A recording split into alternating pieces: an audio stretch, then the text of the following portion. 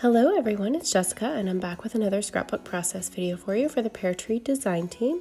And today I'm showing you my layout using this Snowball fight cut file from the January 2022 release. And I am starting with just a textured sheet of dark blue Bazzil cardstock, and I am coating some gesso from Liquitex on here. This is some white gesso and I'm just using my spatula here, which you can find on Amazon. And I am just spreading this around on my paper to prep it for mixed media. And then I have already cut my cut file in just smooth white cardstock, and then I cut it again in this, it's kind of like a patterned sheet of paper, which is from, I believe it's Echo Park's new collection, but I'll link that down below because I can't remember. No, Simple Stories. It's Simple Stories. It's Simple Stories Feelin Frosty. So it's just one of the pattern sheets from that collection. And then I use my heat gun to emboss the bottom of it, which just creates like a nice snowy texture to it. And it turns out pretty cool looking. So I absolutely love those little letters and how those turned out.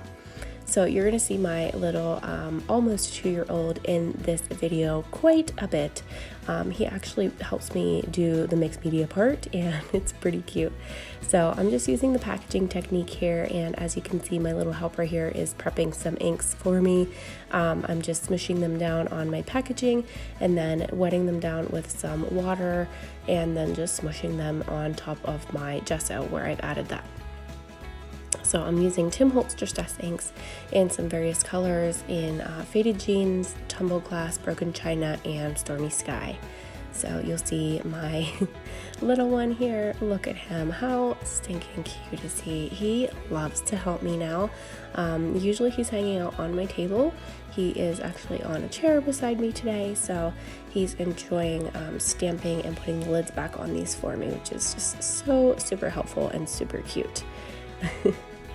And so I'm just drying this in between the layers a little bit with my heat gun from Ranger, and then just basically I'm just building this up. So I just kind of add a layer of color, and then I use my heat gun, and then I add another layer of color, use the heat gun again, and you get the idea. So I'm just kind of mixing a couple colors. My little one is kind of putting on whatever he can grab there.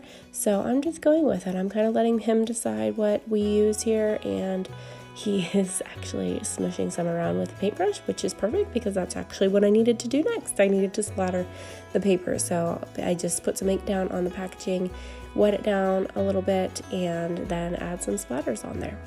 So he's helping me clean up. Then I'm going to add some white splatters. I'm just going to water down a little bit of this Liquitex gesso and just do some splatters around where the main part of that gesso is, all around that big gesso blob, I guess I'll call it. So just cleaning that up. Love this glass mat because it's super easy cleanup for all the mixed media. Just grabbing some Nuvo shimmer sprays, and I also grabbed a Heidi Swapp one. This is a Nuvo. It's actually a Stone Drops Nuvo, but I thought the color was pretty on point for this, so I just watered some down and sprinkled it on there. Sorry about my lighting. My little one has now migrated to the front of my table, and he keeps turning my light on and off for a while in this portion of the video, so you'll see me mess with that and the lighting go in and out here. So I'm just adding some splatters in the Heidi Swapp Color Shine in those Nuvo shimmer mists here. That on the top is actually drool. He has added some drool on the top of my page, so hopefully that will dry. And I'm just watering down some texture paste from paper glaze from Picket Fence. And this is one of the sky blue colors that I've just added some water to and splattered on my page. And then I'm just going to work on my photos while that is set aside drying.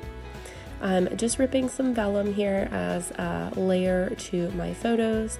So I've already matted them in some smooth white cardstock that I'm putting some vellum, and then I'm going to mat them again on some patterned paper, again from that same Simple Stories Feelin Frosty collection. I'm probably going to distress the edges a little bit on some of these just to give it a little bit of added texture. and I'm just kind of working with these little scraps that I have. I'm not too particular about how I'm layering or how perfect they are because they're going to be distressed and just adding some texture, so they don't need to be super perfect for this. So I'm just gonna kind of like trim this off.